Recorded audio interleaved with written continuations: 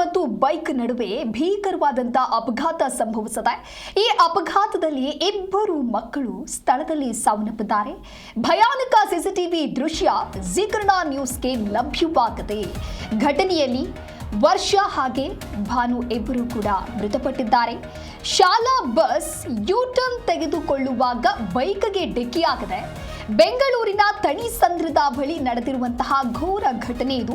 ಸ್ಥಳಕ್ಕೆ ಉತ್ತರ ವಿಭಾಗದ ಸಂಚಾರ ಪೊಲೀಸ್ ಡಿಸಿಪಿ ಭೇಟಿ ಕೊಟ್ಟಿದ್ದಾರೆ. ಶಾಲಾ ಬಸ್ಸನ್ನ ವಶಕ್ಕೆ ಪಡೆದುಕೊಂಡಿದ್ದಾರೆ ಸಂಚಾರಿ ಪೊಲೀಸರು. ಮೃತ ಬಾಲಕಿ ವರ್ಷ ತಂದೆ ನಾಗನಗೌಡ ಸಿಆರ್ನಲ್ಲಿ ಕಾನ್ಸ್ಟೇಬಲ್ ಆಗಿದ್ದಾರೆ. ನಾಗನಗೌಡ ಅಣ್ಣನ ಮಗಳು 4 ವರ್ಷದ ಭಾನು ಅಜ್ಮೋನಿ ಶಾಲೆಯ ಬಸ್ ಡಿಕ್ಕಿ ಹೊಡೆದಿದೆ. ಈ ವೇಳೆ ಇಬ್ಬರು ಮಕ್ಕಳು ಕೂಡ ಆ ಸ್ಥಳದಲ್ಲಿ ಸಾವನ್ನಪ್ಪಿದ್ದಾರೆ. ಕಾನ್ಸ್ಟೇಬಲ್ಗೆ ಸಣ್ಣ ಪುಟ್ಟ ಗಾಯಗಳಾಗಿದೆ. 45 ವರ್ಷದ ಮಾರೆಪ್ಪ ಎಂಬ ಚಾಲಕನಿಂದ ನಡೆದಿರುವಂತಹ ಅಪಘಾತ ಇದು. ಯಾದಗಿರಿ ಮೂಲದ ಮಾರೆಪ್ಪ ಅಪಘಾತ ಮಾಡಿದ ನಂತರ ಸ್ಥಳೀಯರು ಆತನನ್ನ ಹಿಡಿದು ಪೊಲೀಸರಿಗೆ ಕೊಟ್ಟಿದ್ದಾರೆ. ಸದ್ಯ ಶಾಲೆಯ ಬಸ್ ಚಾಲಕ ಮಾರೆಪ್ಪನನ್ನ ವಶಕ್ಕೆ ಪಡೆದು ವಿಚಾರಣೆಯನ್ನ ಮಾಡ್ತಾ ಇದ್ದಾರೆ ಪೊಲೀಸರು. ಹೆಣ್ಣೂರು ಪೊಲೀಸರಿಂದ ಆರೋಪಿಯ ವಿಚಾರಣೆಯನ್ನ ಮಾಡಲಾಗ್ತಾ ಇದೆ. ಫೋಟೋದಲ್ಲಿ ನೀವೇನು ಗಮನಿಸ್ತಾ ಇದ್ದೀರಾ, ಒಂದು ಕಡೆ ಎರಡನೇ ವರ್ಷದ ವರ್ಷ ಅಂತ ಹೇಳಿ ಹೆಸರು, ಇನ್ನು 4 ವರ್ಷದ ಭಾನು ಅಂತ ಹೇಳಿ ಇಬ್ಬರು ಮುದ್ದಾದ ಮಕ್ಕಳು ಸ್ಥಳದಲ್ಲೇ ಮೃತಪಟ್ಟಿದ್ದಾರೆ. ನಾಗನಗೌಡ ಮತ್ತು ಈರಮ್ಮ ಮದುವೆಯಾಗಿ 10 ವರ್ಷ ಆಗಿರುತ್ತೆ. ಇನ್ನು ಎರಡನೆಯ ದೃಶ್ಯಾವಳಿಯಲ್ಲಿ ನೀವು ಕೂಡ ಗಮನಿಸ್ತಾ ಇರಬಹುದು ಯಾವ ರೀತಿಯಾಗಿ ಈ ಒಂದು ಅಪಘಾತ ಸಂಭವಿಸಿದೆ ಅಂತ ಹೇಳಿ. ಬೈಕ್ನಲ್ಲಿ ಓರ್ವ ವ್ಯಕ್ತಿ ಪಾಸ್ ಆಗ್ತಾ ಇರ್ತಾರೆ. ಆ ಸಂದರ್ಭದಲ್ಲಿ ಶಾಲಾ ವಾಹನ ಬರುತ್ತೆ, ಹಾಗಾಗಿ ಡಿಕ್ಕಿ ಹೊಡೆದು ಈ ಅಪಘಾತ ಸಂಭವಿಸಿದೆ. ಇನ್ನು ದೃಶ್ಯದಲ್ಲಿ ನೀವು ಕೂಡ ಗಮನಿಸ್ತಾ ಇರಬಹುದು, ಫೋಟೋದಲ್ಲಿ ಇಬ್ಬರು ಮುದ್ದಾದ ಮಕ್ಕಳು ಸಾವನ್ನಪ್ಪಿದ್ದಾರೆ. 2 ವರ್ಷದ ವರ್ಷ ಅಂತ ಹೇಳಿ ಒಬ್ಬಳ ಹೆಸರು, 4 ವರ್ಷದ ಭಾನು ಇಬ್ಬರು ಕೂಡ ಮೃತ ಮಕ್ಕಳು. ನಾಗನಗೌಡ ಮತ್ತೆ ಈರಮ್ಮ ಮದುವೆಯಾಗಿ 10 ವರ್ಷವಾಗಿರುತ್ತೆ. 5 ವರ್ಷಗಳ ಕಾಲ ದಂಪತಿಗೆ ಮಕ್ಕಳು ಆಗಿರುವುದಿಲ್ಲ.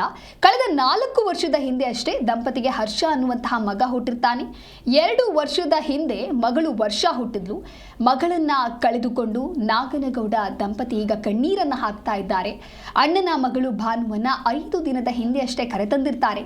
ನಾಗನಗೌಡ ಅವರ ಅಣ್ಣ ದೊಡ್ಡನಗೌಡ ರಜೆಗೆ ಊರಿಗೆ ಹೋಗಿದ್ದವರು ಆ ಮಗುವನ್ನ ಕರೆತಂದಿರ್ತಾರೆ.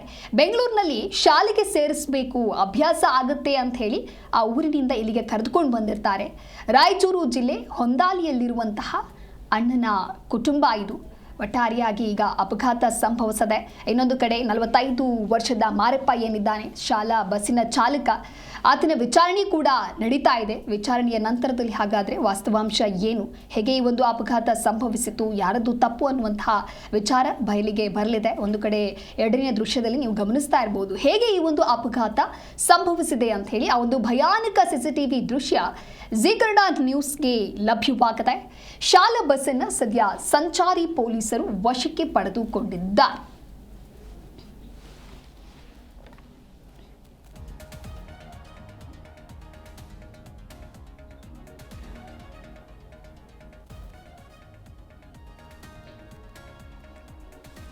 ನಾಗನಗೌಡ ಮತ್ತೆ ಈರಮ್ಮ ಮದುವೆಯಾಗಿ 10 ವರ್ಷ ಆಗಿರುತ್ತೆ. 5 ವರ್ಷಗಳ ಕಾಲ ಆ ದಂಪತಿಗೆ ಮಕ್ಕಳಾಗಿರೋದಿಲ್ಲ. ಕಳೆದ 4 ವರ್ಷದ ಹಿಂದೆ ಅಷ್ಟೇ ದಂಪತಿಗೆ ಹರ್ಷ ಅನ್ನುವಂಥ ಮಗ ಹುಟ್ತಾನೆ. 2 ವರ್ಷದ ಹಿಂದೆ ಮಗಳು ವರ್ಷ ಹುಟ್ಟಿರ್ತಾಳೆ. ಮಗಳನ್ನು ಕಳೆದುಕೊಂಡು ನಾಗನಗೌಡ ದಂಪತಿಗಳು ಕಣ್ಣೀರು ಹಾಕ್ತಾ ಇದ್ದಾರೆ. ಈ ಅಪಘಾತ ಸಂಭವಿಸಿರೋದ್ರಿಂದ ಅಪಘಾತದಲ್ಲಿ ಇಬ್ಬರು ಮಕ್ಕಳು ಪ್ರಾಣವನ್ನು ತತ್ತಿದ್ದಾರೆ, ಸಾವನ್ನಪ್ಪಿದ್ದಾರೆ. ಹಾಗಾಗಿ ಪೋಷಕರ ಆಕ್ರಂದನ ಒಂದು ಕಡೆ ಮುಗಿಲು ಬಿಟ್ಟಿದೆ, ಕಣ್ಣೀರನ್ನು ಹಾಕ್ತಾ ಇದ್ದಾರೆ. ಅಣ್ಣನ ಮಗಳು ಭಾನುವನ್ನ 5 ದಿನದ ಹಿಂದೆ ಅಷ್ಟೇ ಕರೆತಂದಿರ್ತಾರೆ. ಕಾರಣ ಅಂತ ಹೇಳಿದ್ರೆ ಆಕೆಯನ್ನ ಕೂಡ ಇಲ್ಲಿ ಶಾಲೆಗೆ ಸೇರಿಸಬೇಕು, ಅಭ್ಯಾಸ ಆಗುತ್ತೆ ಅನ್ನುವಂಥ ನಿಟ್ಟಿನಲ್ಲಿ ಇಲ್ಲಿಗೆ ಕರೆತಂದಿರ್ತಾರೆ. ಬೆಂಗಳೂರಿನಲ್ಲಿ ಶಾಲೆಗೆ ಸೇರಿಸಬೇಕು, ಆಕೆಗೆ ವಿದ್ಯಾಭ್ಯಾಸವನ್ನ ಕೊಡಿಸಬೇಕು, ಆಕೆಯ ಭವಿಷ್ಯ ಉಜ್ವಲವಾಗಿರಲಿ ಅಂತ ಹೇಳಿ ಆ ಒಂದು ತೀರ್ಮಾನವನ್ನ ಮಾಡಿ ಆಕೆಯನ್ನ ಇಲ್ಲಿಗೆ ಕರೆತಂದಿರ್ತಾರೆ, ಅಂದರೆ ಬೆಂಗಳೂರಿಗೆ ಕರೆತಂದಿರ್ತಾರೆ. ರಾಯಚೂರು ಜಿಲ್ಲೆಯ ಹೊಂದಾಲಿಯಲ್ಲಿ ಅವರ ಅಣ್ಣನ ಕುಟುಂಬ ಇರುತ್ತೆ. ಆ ಕುಟುಂಬದಿಂದ ಈ ಮಗುವನ್ನ ಬೆಂಗಳೂರಿಗೆ ಕರೆತಂದಾಗ ಸದ್ಯ ಈ ರೀತಿಯಾದಂಥ ಒಂದು ದುರ್ಘಟನೆ ಸಂಭವಿಸಿದೆ. ಇಬ್ಬರು ಮಕ್ಕಳು ಕೂಡ ಮೃತಪಟ್ಟಿದ್ದಾರೆ, ಸ್ಥಳದಲ್ಲಿ ಸಾವನ್ನಪ್ಪಿದ್ದಾರೆ. ಈ ಇಬ್ಬರು ಮುದ್ದಾದ ಮಕ್ಕಳು ಒಂದು ಕಡೆ ಮೊದಲನೆಯ ದೃಶ್ಯದಲ್ಲಿ ಗಮನಿಸ್ತಾ ಇರಬಹುದು. ವರ್ಷ ಅಂಥೇಳಿ ಆಕೆಯ ಹೆಸರು, 2 ವರ್ಷ ಆಕೆಯೇ. ಇನ್ನು 4 ವರ್ಷದ ಭಾನು ಎರಡನೆಯ ದೃಶ್ಯದಲ್ಲಿ ಫೋಟೋದಲ್ಲಿ ನೀವು ಗಮನಿಸ್ತಾ ಇರಬಹುದು. ಒಟ್ಟಾರೆಯಾಗಿ ಸಂಭವಿಸಿದ್ದಂತಹ ಈ ಒಂದು ಭೀಕರ ಅಪಘಾತದಲ್ಲಿ ಈ ಇಬ್ಬರು ಮಕ್ಕಳು ಕೂಡ ಸಾವನ್ನಪ್ಪಿದ್ದಾರೆ. ಸದ್ಯ ವಿಚಾರಣೆ ಆಗ್ತಾ ಇದೆ. ವಿಚಾರಣೆಯ ನಂತರದಲ್ಲಷ್ಟೇ ಮಾರೆಪ್ಪ ಅವರು ಯಾವ ರೀತಿಯಾದಂಥ ಹೇಳಿಕೆಯನ್ನು ನೀಡ್ತಾರೆ, ಯಾರದ್ದು ತಪ್ಪು, ಹೇಗೆ ಈ ಅಪಘಾತ ಸಂಭವಿಸಿತು, ಅಪಘಾತ ಸಂಭವಿಸೋದಕ್ಕೆ ಕಾರಣ ಏನು ಅನ್ನೋದು ತಿಳಿದು ಬರಲಿದೆ.